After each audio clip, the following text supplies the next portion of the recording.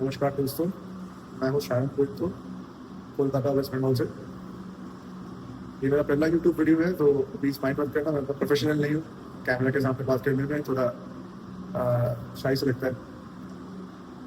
अभी ये वीडियो मेरे लिए बहुत स्पेशल है क्योंकि मैंने फाइनली एसएससी सीजीएल 2024 क्लियर कर लिया है। ये मेरा फर्स्ट अटेम्प्ट था। इसके पहले मैंने एसएससी सीएचएसएल 2024 दिया था और एसएससी एमटीएस भी दिया था। सीएचएसएल में खैर मेरा प्रीलिम्स भी क्लियर करना था और एमटीएस में मेरा जो लास्ट में फाइनल कट ऑफ था उसमें मेरा 1-2 नंबर से छूट गया। और फिजिकल मैंने दिया था, क्लियर किया था फिजिकल 2002 के लिए, तो खैर उसका तो हुआ नहीं। अच्छा वो नहीं हुआ क्योंकि वो पोस्ट वेस्ट हो जाता।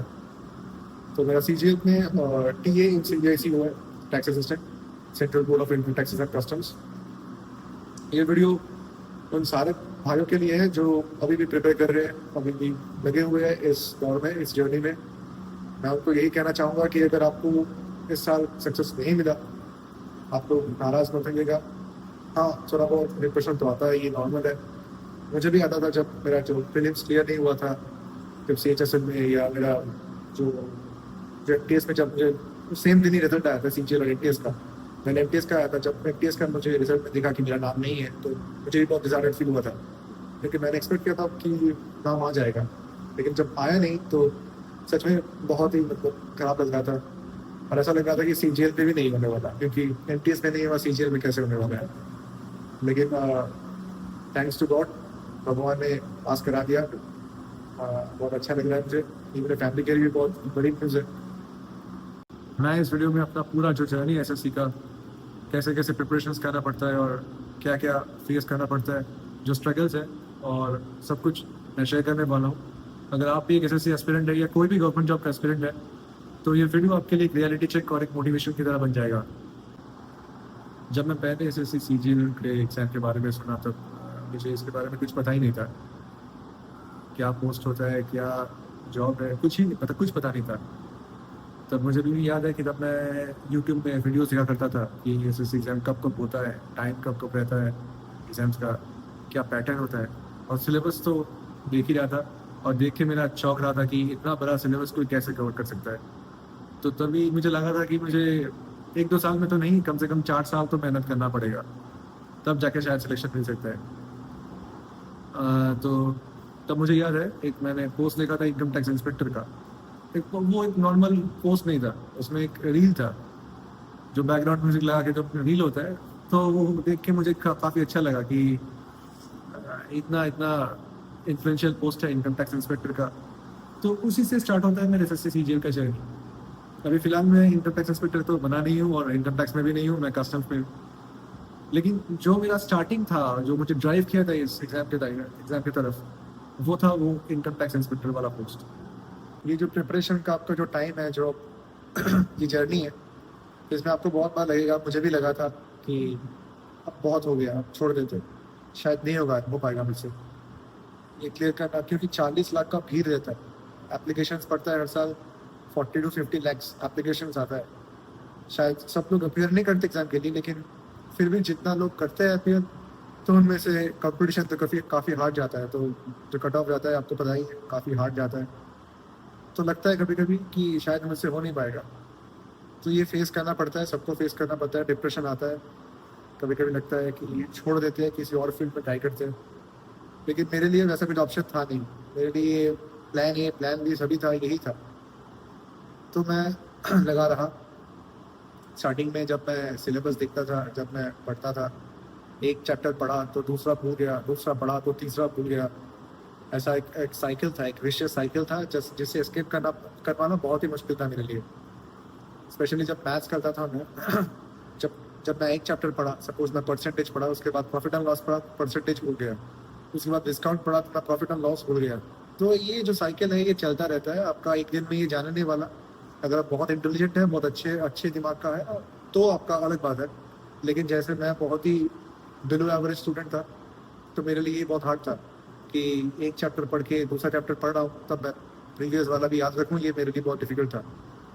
तो ये विद प्रैक्टिस, विद टाइम, एक एक चैप्टर मैंने बहुत बार रिपीट किया है। बहुत बार रिपीट करने के बाद उसके बाद एक स्टेबिलिटी आता है कि हाँ, अगर एक क्वेश्चन आएगा तो मैं उसका अपना अप्रोच लगा के सॉल्व कर पाऊंगा। एक कॉन्सेप्ट आपका रेडी हो जाता है, तब आपके लिए बात थोड़ा आसान हो जाता है।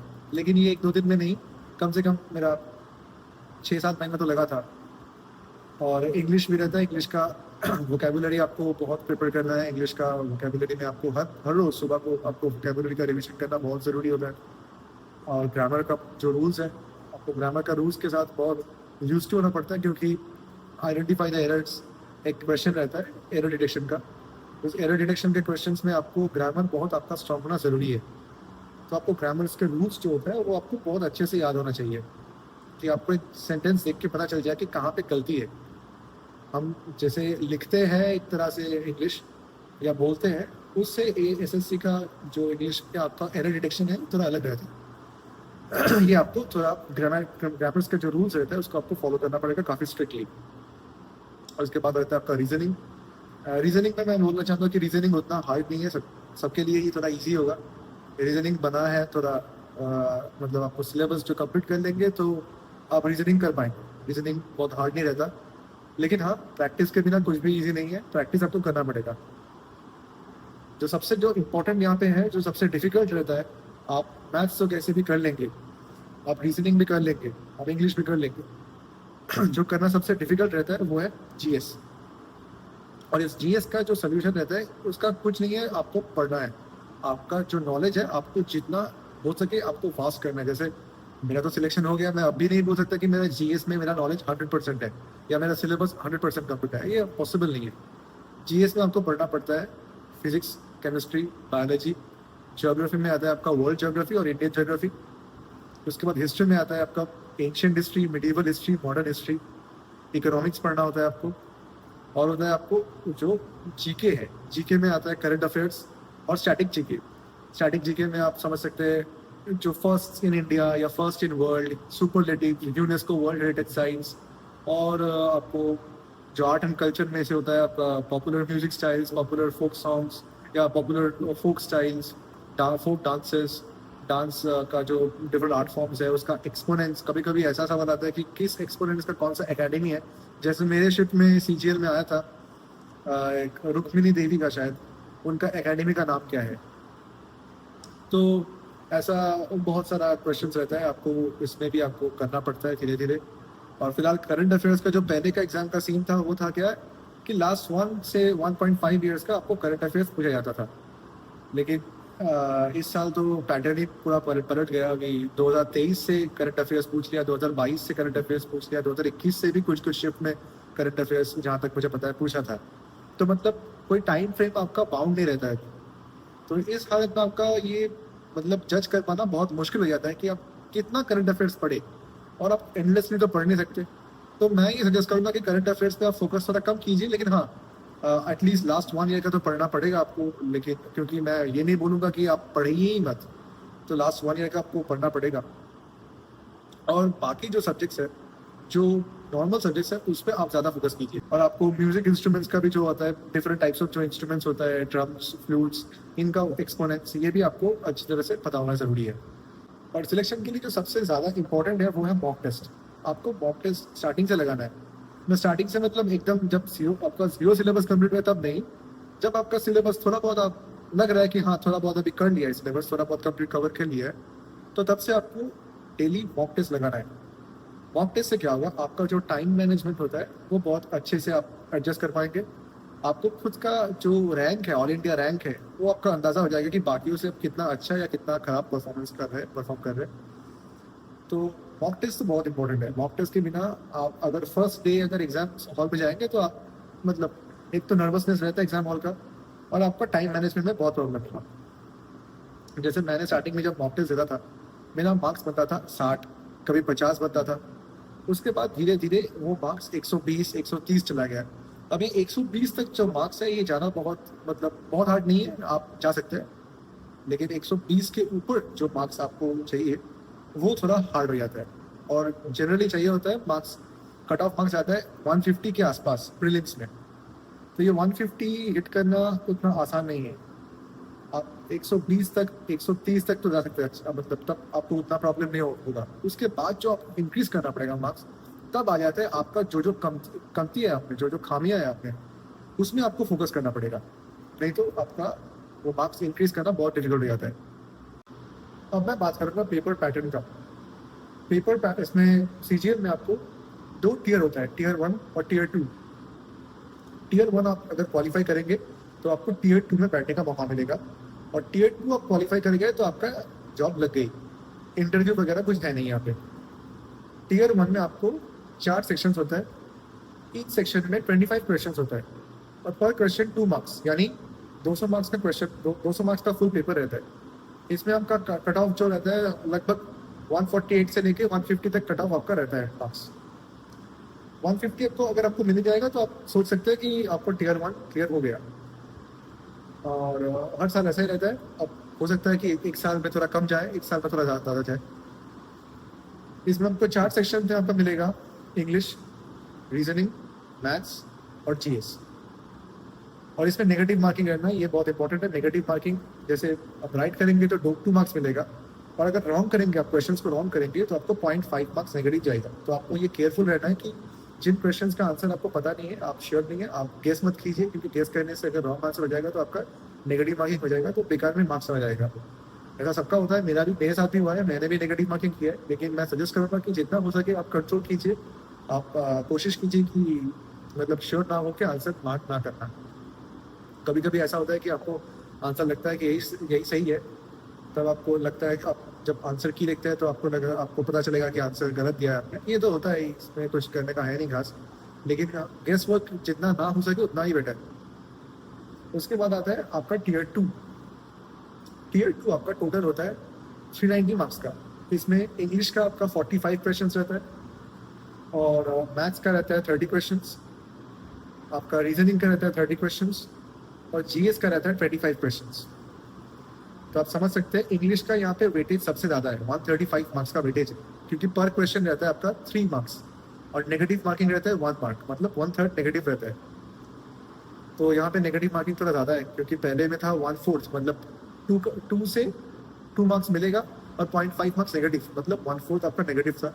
यहाँ पे आपको 3 मार्क्स मिलेगा, लेकिन 1 मार्क आप यूज करेंगे for wrong question, wrong attempt. तो यहाँ पे 1/3 है, तो नेगेटिव मार्किंग थोड़ा ज़्यादा है, तो आपको ज़्यादा कॉशियस रहना पड़ेगा कि रॉन्ग आंसर्स मार्क ना हो जाए। कहीं गलती से भी गेस वर्क तो करना ही नहीं है यहाँ पे, क्योंकि एक मार्क से आपका पोस्ट चेंज हो जाएगा, एक मार्क से आपका सिलेक्शन रुक सकता है। यहाँ पे सबसे इंपॉर्टेंट है इंग्लिश। इंग्लिश में 45 क्वेश्चन है, मतलब 135 मार्क्स। इसमें से आपको जितना अच्छा स्कोर कर पाएंगे उतना बेटर है। और इंग्लिश खैर उतना हार्ड नहीं होता। इंग्लिश आप लोग अगर पढ़ेंगे, आपको ग्रामर का जो रूल्स है ये आपको अच्छे से पता है, आपको वोकैबुलरी अच्छा स्ट्रॉन्ग है आपका, आपने प्रिपेयर किया अच्छे से, तो इंग्लिश तो हो जाएगा। यहाँ पे कॉम्प्रिहेंशन रहता है, कॉम्प्रिहेंशन में तो आप देख के भी आंसर कर सकते हैं, मतलब वहाँ पे कॉम्प्रिहेंशन रहता है, एक पैसेज रहता है, उसको देख के आपको आंसर करना पड़ता है। और कुछ टाइम्स वोकैबुलरी रहता है उसमें भी, कि ये वाला जो बात बोला गया था इस पार्ट में, उसका मतलब क्या होगा, ऐसा टाइप का कुछ रहता है। तो आप कर सकते हैं आसानी से, प्रैक्टिस से आप कर सकते हैं उसको। उसके बाद मैथ्स है, रीजनिंग है। ये टियर 1 और टियर 2 में क्वेश्चंस का लगभग सेम ही टाइप रहता है, थोड़ा डिफिकल्टी लेवल में अप डाउन होता है। ये आप मतलब प्रैक्टिस के साथ कर लेंगे, इतना कुछ ज़्यादा चैलेंजिंग नहीं है। जो चैलेंजिंग है वो है जीएस, और इसके लिए मैंने बोला है कि लूसेंट अच्छे से पढ़ना पड़ेगा। जो डिफरेंट स्टडी मटेरियल है वो आप फॉलो कीजिए। और सबसे इंपॉर्टेंट है PYQ। PYQ का मार्केट में बहुत सारा बुक्स अवेलेबल है, आप लोग जाके चेक कर सकते हैं। तो वो PYQ का जो बुक्स रहता है उसमें उसके साथ कुछ टाइम में शॉर्ट नोट दिया रहता है, वो शॉर्ट नोट्स आप पढ़ सकते हैं। उससे आपका जो नॉलेज है थोड़ा इंक्रीज होगा, आपका जो नॉलेज का जो स्फीयर है थोड़ा बढ़ेगा, तो आप अटेम्प्ट कर सकते हैं। लेकिन टफ तो बहुत है। अब जिस दिन आप टियर 2 देंगे उसी के साथ आपका एक सेक्शन रहता है CKT, मतलब कंप्यूटर नॉलेज टेस्ट। इस कंप्यूटर नॉलेज टेस्ट में आपको 20 क्वेश्चन रहता है, 20 क्वेश्चन 3 मार्क्स ईच, 60 मार्क्स का रहता है। लेकिन इसमें आपका मार्क्स जो है, मेन मार्क्स में जो 390 मार्क्स था उसमें ऐड नहीं होगा, ये बस क्वालिफाइंग है। आपको 27 मार्क्स लाना है तो आप क्वालिफाई कर गए। सपोज आपको अगर 390 में 390 भी मिल गया, लेकिन आप कंप्यूटर नॉलेज टेस्ट में फेल हो गए, तो आपका सिलेक्शन नहीं हुआ, तो आप एग्जाम में फेल हो गए। तो कंप्यूटर को आपको इग्नोर नहीं करना है, कंप्यूटर आपको पढ़ना है। क्वेश्चंस हार्ड नहीं आता, लेकिन कभी कभी हार्ड पूछा जाता है, लेकिन मतलब बहुत अनप्रेडिक्टेबल हो चुका है। तो कंप्यूटर में आपको पास तो करना है, नहीं तो आपका सिलेक्शन तो हुआ ही नहीं है, आप मेन एग्जाम में जितना भी मार्क्स लाए। तो कंप्यूटर रहता है। उसके बाद रहता है एक 2000 की डिप्रेशंस का टाइपिंग टेस्ट रहता है, वो 15 मिनट में आपको करना पड़ता है। इसमें आपको लगभग 30 WPM का स्पीड जरूरी होता है। तो आप लोग प्रैक्टिस कीजिए टाइपिंग। बहुत ज़्यादा प्रैक्टिस करने का ज़रूरत नहीं पड़ता, क्योंकि आजकल सभी लोग ऑलमोस्ट जो लैपटॉप्स या कंप्यूटर में व्हाट्सएप वगैरह में आप लोग टाइपिंग तो करते ही है, तो स्पीड तो रहता है हम लोग का। लेकिन फिर भी एग्ज़ाम हॉल में जो हॉल का जो अपीयरेंस रहता है, जब सब लोग एक साथ टाइप करते हैं, जो आवाज़ जो जनरेट होता है वहाँ पे आप लोग थोड़ा पैनिक करेंगे। मैं खुद भी पैनिक हो गया था, टाइपिंग करने में थोड़ा नर्वसनेस आ जाता है। तो ये थोड़ा बहुत अगर आप प्रैक्टिस करेंगे घर पे तो अच्छा है, और तो हो जाएगा, उसका टाइपिंग आपका हो जाएगा। ये रहता है पूरा एग्जाम का पैटर्न। जो क्वेश्चन आता है वो क्लास 10 लेवल का आता है, ये बोला जाता है, लेकिन 10 लेवल का आता नहीं है। सिलेबस जो है वो क्लास 10 लेवल का ही है, लेकिन जो क्वेश्चन है उसका डिफिकल्टी थोड़ा डिफिकल्ट रहता है, उसका डिफिकल्टी थोड़ा हार्ड रहता है। तो उस हिसाब से आप लोग प्रैक्टिस कीजिएगा। आप लोग यूट्यूब में आजकल तो बहुत स्टडी मटेरियल अवेलेबल है, आप वहाँ से आपका जो मनपसंद टीचर है आप सर्च करके देखिए उनका क्लासेस, उनका प्लेलिस्ट रहता है यूट्यूब पे, आप लोग क्लासेस देख के आप जज कीजिए। उसके बाद आप लोग चाहते हैं तो उनका कोर्स खरीद सकते हैं और मतलब प्रिपेयर कर सकते हैं। तो ऐसा रहता है प्रिपरेशन। आपको लगभग एक साल में तो सिलेबस कंप्लीट हो जाएगा आपका। उसके बाद मॉक टेस्ट और प्रैक्टिस इसी से आपका काम बनने वाला है। लास्ट में मैं सिर्फ यही बोलना चाहूँगा कि अगर आप भी एस्पिरेंट है तो मुझे पता है आपके अंदर अभी क्या हो रहा है। आपका अगर सिलेक्शन नहीं हुआ या सिलेक्शन नहीं हो रहा है तो आपको चिंता तो हुआ, ये ज़रूर, मतलब ये नॉर्मल है, चिंता होना भी चाहिए। चिंता के बिना इम्प्रूवमेंट आना पॉसिबल नहीं है। बट मैं यही कहूँगा कि गिव अप मत करो, अच्छे से प्रिपेयर करो, हो जाएगा। प्रिपरेशन करोगे अच्छे से हो जाएगा, और मॉक्स लगाते रहो जितना हो सके। मॉक्स लगाओ, अपना टाइम मैनेजमेंट करो, इम्प्रूवमेंट ना लगाओ, बस हो जाएगा अच्छे से। अगर आपको एसएससी से जुड़ा कुछ डाउट्स वगैरह है, कुछ क्वेश्चंस है, अगर कुछ भी आपको जानना है, आप कमेंट सेक्शन में कमेंट कीजिए, मैं आपका आंसर करूँगा।